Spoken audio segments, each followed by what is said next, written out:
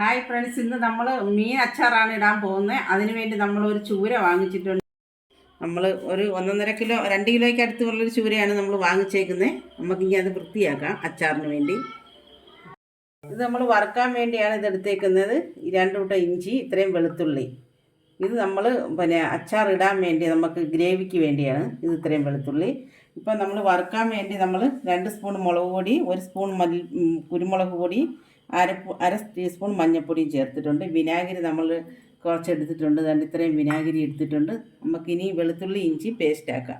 ഇഞ്ചിയും വെളുത്തുള്ളിയും പേസ്റ്റ് ആക്കിയിട്ടുണ്ട്. ഇനി നമുക്കിതെല്ലാം കൂടെ മിക്സ് ചെയ്ത് നമുക്ക് വറുക്കാനായിട്ട് എടുക്കാം. അതിനകത്തോട്ട് വിനാഗിരി ഒഴിക്കാം.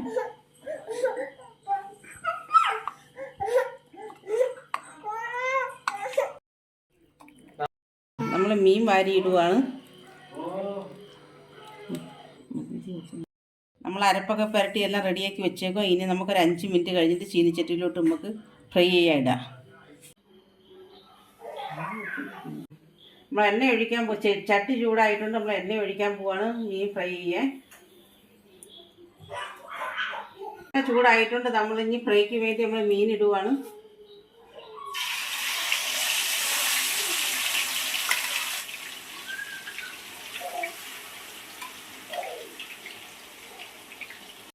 നമ്മുടെ അച്ചാറിന് വേണ്ടിയുള്ള മീൻ ഫ്രൈ ആയി വരുന്നുണ്ട്. ഒരു 10 മിനിറ്റ് കൂടെ കഴിയുമ്പോൾ നമുക്കത് ഫ്രൈ ആയിട്ട് കോരാം. നമ്മുടെ ഫ്രൈ റെഡി ആയിട്ടുണ്ട്. ഇനി നമുക്ക് അച്ചാർ റെഡിയാക്കാം. ഇനി കടുക് ഇടാൻ പോവുകയാണ്. നമ്മൾ ആ ഫ്രൈ ചെയ്ത എണ്ണയ്ക്കകത്ത് തന്നെയാണ് നമ്മൾ കടുക് വറുക്കുന്നത്, തയ്യാറാക്കുന്നത്. കടുക് ഇടുവാണ്.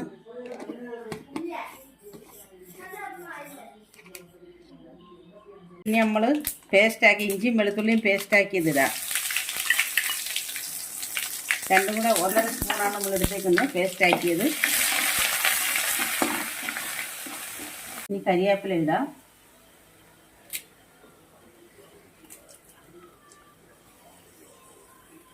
ഉലുവാപ്പൊടി ഒരു 10 ഉലുവാപ്പൊടി. നമ്മളെന്ന് പറഞ്ഞ് വെളുത്തുള്ളി ഇഞ്ചി ശകലം നിന്ന് ചതച്ചൊന്ന് പേസ്റ്റ് ആക്കിയിട്ടുണ്ടെന്ന് പറഞ്ഞ് നമുക്കൊരു കൊഴുപ്പ് കിട്ടാൻ വേണ്ടിയാണ് നമ്മളങ്ങനെ ചെയ്തേക്കുന്നത് അച്ചാറിന്.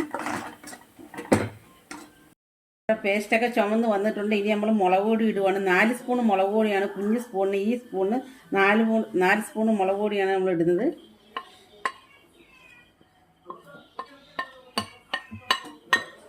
ഒരു 1/2 ടീസ്പൂൺ കുരുമുളക് പൊടിയും കൂടെ നമ്മൾ ഇടുന്നുണ്ട്. നമ്മൾ മുളക് പൊടി ഇട്ടായിരുന്നു, വറുക്കാൻ നേരത്ത് നമ്മൾ ഇട്ടതാണ്. എന്നാലും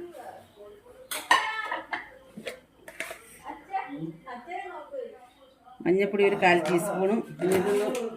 ഒന്ന് അനത്തിട്ട് ഒന്ന് വഴണ്ടിട്ട് നമുക്ക് അതിനകത്ത് വിനാഗിരി ഉപ്പും ഇടാം.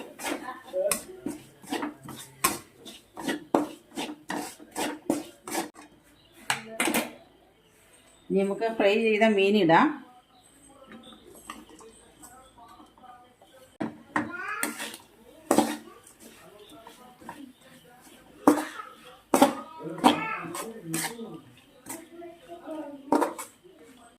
ആയിട്ടുണ്ട്. നമുക്കിനി ഗ്യാസ് ഓഫ് ചെയ്യാം.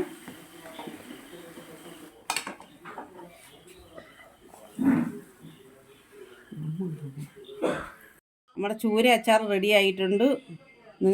നിങ്ങളും ട്രൈ ചെയ്യുക. ഇഷ്ടപ്പെടുന്നെങ്കിൽ ലൈക്ക് ചെയ്യുക, സബ്സ്ക്രൈബ് ചെയ്യുക.